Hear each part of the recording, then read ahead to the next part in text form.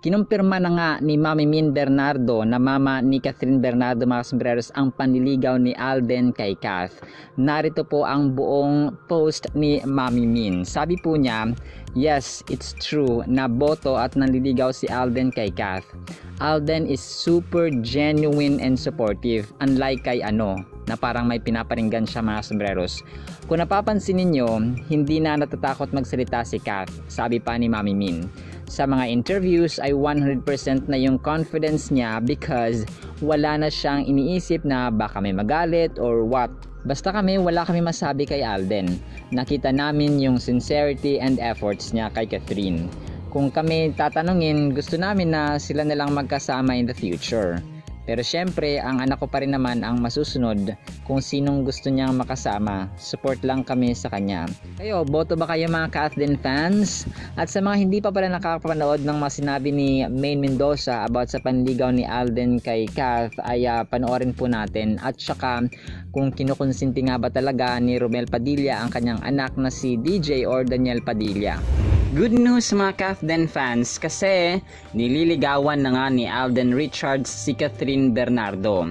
Kaugnay dito, sina Maine Mendoza at OG Diaz ay nagsalita na rin at sinabi nga ni Maine sa kanyang post sa kanyang Instagram account dated April 4, 2024 ay ganito. What can I say sa panligaw ni Alden kay Kath? Kay Kath, wala naman akong sasabihin because she deserves to be happy. Kay Alden, sana wag mong iparamdam na special siya kung hindi naman totoo. Dapat yung mga sinasabi at pinapakita mo, panindigan mo. Huwag kang paasa.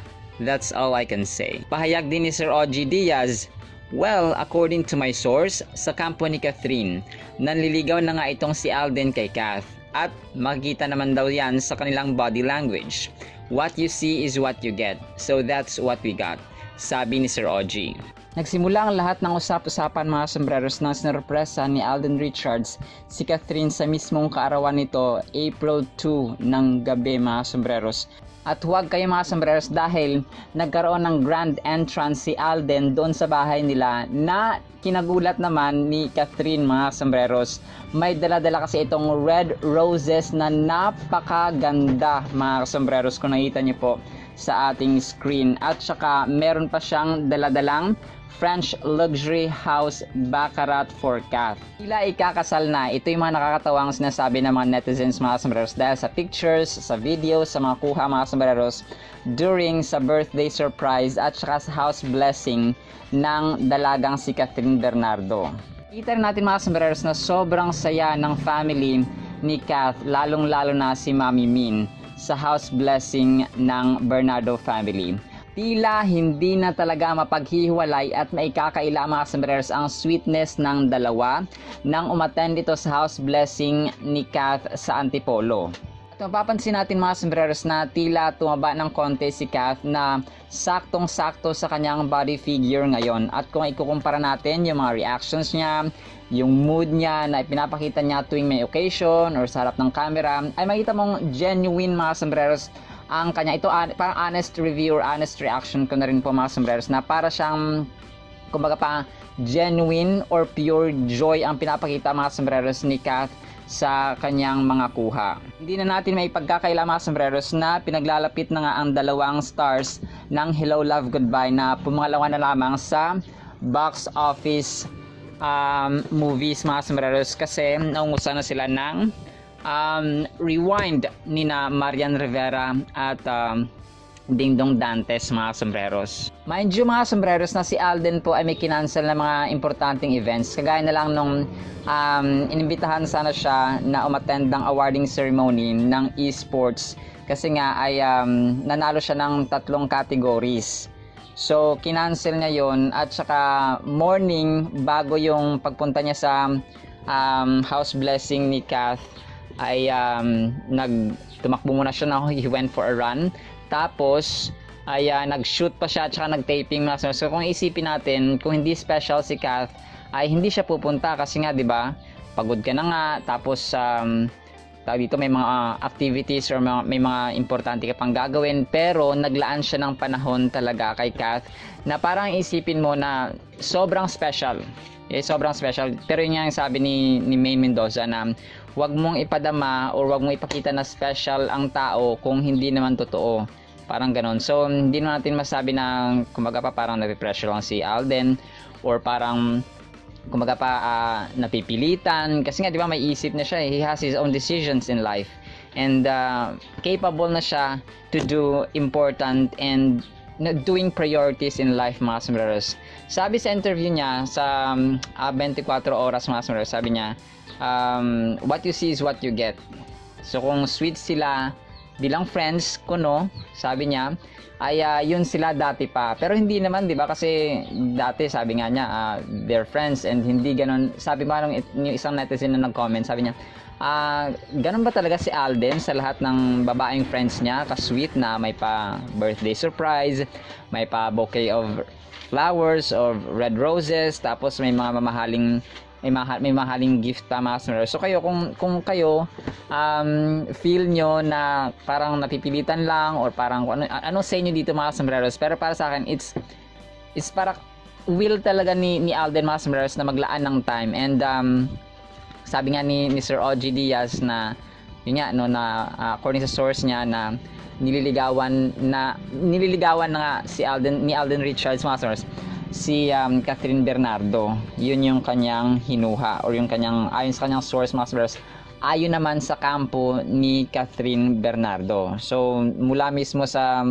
kumbaga pa sa side ni na Kath or ng Bernardo family na nililigawan na nga ni Alden Richards si Catherine Bernardo. Kung kayo, no, talagang botong-boto ang mga Kathden fans dito, mga sombreros, kasi nakita natin yung image talaga ni Alden Richards, malayong malayo sa image ni DJ, no. Hindi naman tayo against kay DJ, pero yun nga, nangyari nang dapat mangyari. Hindi natin, mga sombreros, no, yung sobrang ganda ng mansyon ni Catherine Bernardo, mga sombreros. Isa sa mga ini-enjoy na mga bisita niya, pati siya mismo, ay yung slide na parang pambata, no, parang playground doon sa loob ng kanyang mansyon. As in, hindi mo kaya i-describe yung ganda ng kanyang bahay, mga sombreros, kasi sobrang ganda. Imagine niyo, almost 1 billion ang ginastos nila, di ba? Makabahay nga lang tayo ng 100,000, 200,000, 300,000. Sobrang ganda na kay Kath, di ba? Ito pa, merong elevator, mga sombreros, ang bahay ni Catherine Bernardo. Ang lupit. Ang lupit. Anong sa inyo dito, mga sombreros? Kasi sobrang laki, sobrang ganda. Kung makapasok doon, para kang nasa nasa movies na mansion, parang kastilyo. Parang kastilyo ang ganda, mga sombreros, ng bahay ni Catherine Bernardo. And sabi nga ni May Mendoza, she deserves to be happy. Not only sa love life, not only sa blessings or mga natatanggap nitong material na bagay, ay she needs care and concern from her family, and God gave that to Catherine Bernardo, mga sombreros.